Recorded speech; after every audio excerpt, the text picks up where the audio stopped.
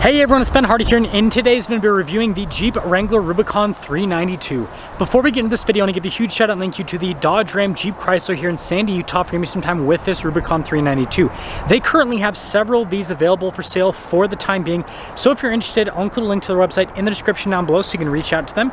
And then on a side note, if you want to save time and money the next time you purchase a car, link to my car buying guide in the description down below. Let's get into it.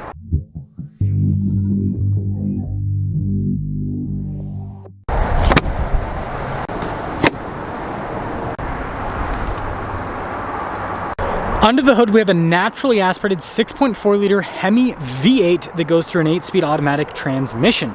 Fuel economy is 13 around town and then 16 on the highway, with power outputs being 470 horsepower and then 470 pound-feet of torque.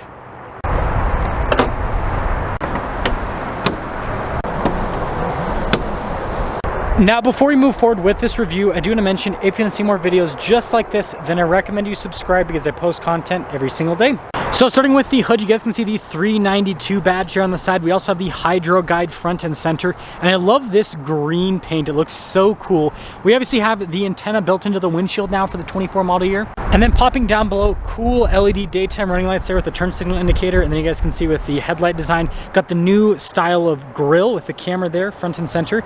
Got these beefy recovery points. And then notice with the bumper here, obviously can take a hit off-road, and it's got a winch built into it as well. And so putting it all together, especially with the military green, it's Sarge green, it definitely has that off-roader look.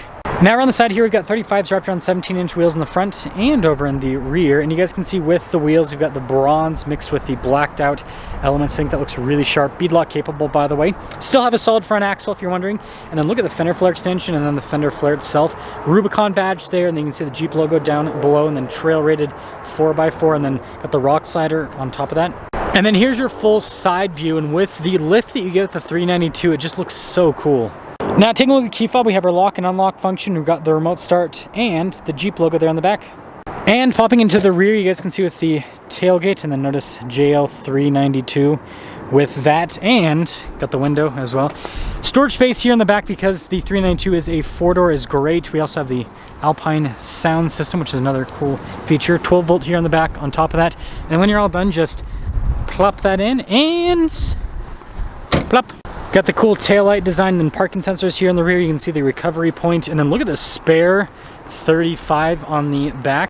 And putting it all together, I think this green might be the best color to get with the 392, but let me know what you guys think.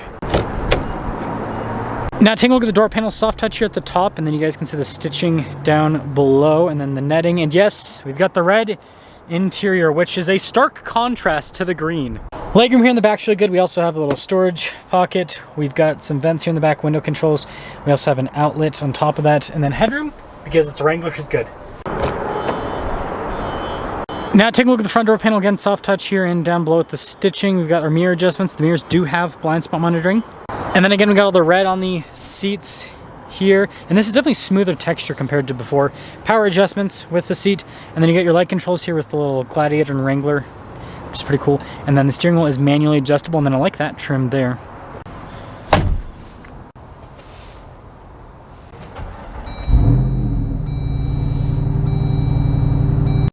Now taking a look at the steering wheel, you can see perforated on either side, so you can get a slightly better grip. You got that red contrasted stitching. We also have paddle shifters here in the back for the 8-speed automatic radio controls. We also have our adaptive cruise control. You got controls there for the center stack, and then your regular stalks here on the back. And then taking a look at the gauge cluster, analog on either side, but we do have that screen here in the center, which you can use to scroll through different bits of information on the Wrangler. And this does come with the double camera system, so you've got the rear view camera as well as the front camera. Definitely a nice setup to have. As for the rest of the infotainment system, it's the new units. So you got the shortcut bar here on the side, responds pretty quickly. Apparently it didn't want to go to the vehicle to have, though. But yeah, pretty easy to use. And then you can see the trim on the dash all around it. Got the grab handle as well, normal Jeep fashion, but it has stitching through it now.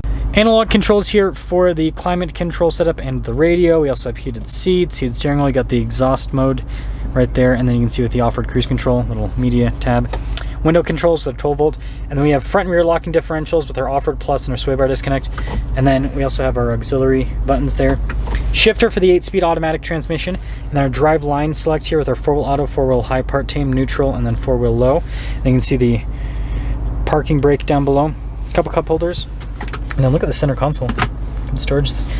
Now with the Jeep glove box, a little bit on the smaller side of things, and then this one does have the buttons here for the one-touch skytop. So here's the one sticker for this Rubicon 392. You guys can see the base MSRP $87,595, and then this has some options on it. So you've got the one-touch skytop, which is almost $4,000, and then the winch, which is $2,000. Total MSRP is $95,775, and let's see how it drives.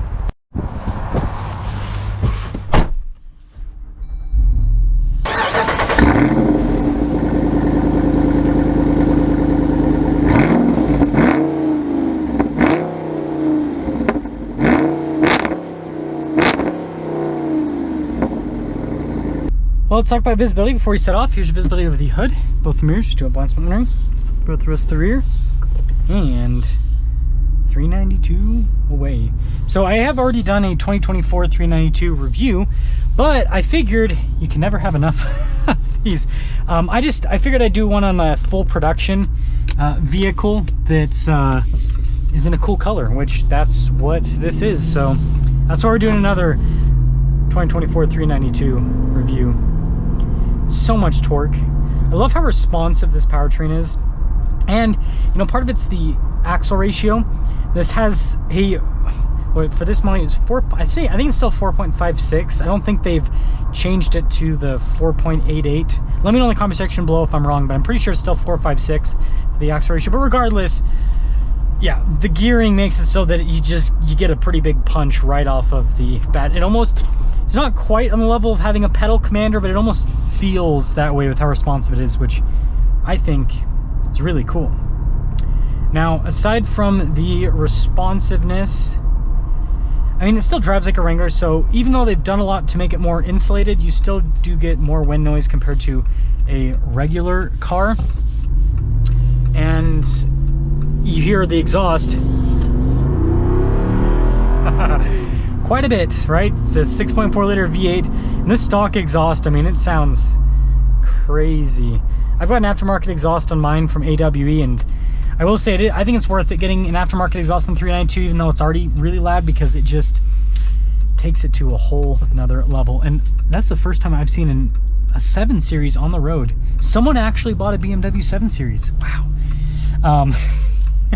I never see them. There's all these cars that I review, and I'm like, who buys these? I never see them driving around, and boom, there we go. Someone actually bought one. But anyways, 392, well,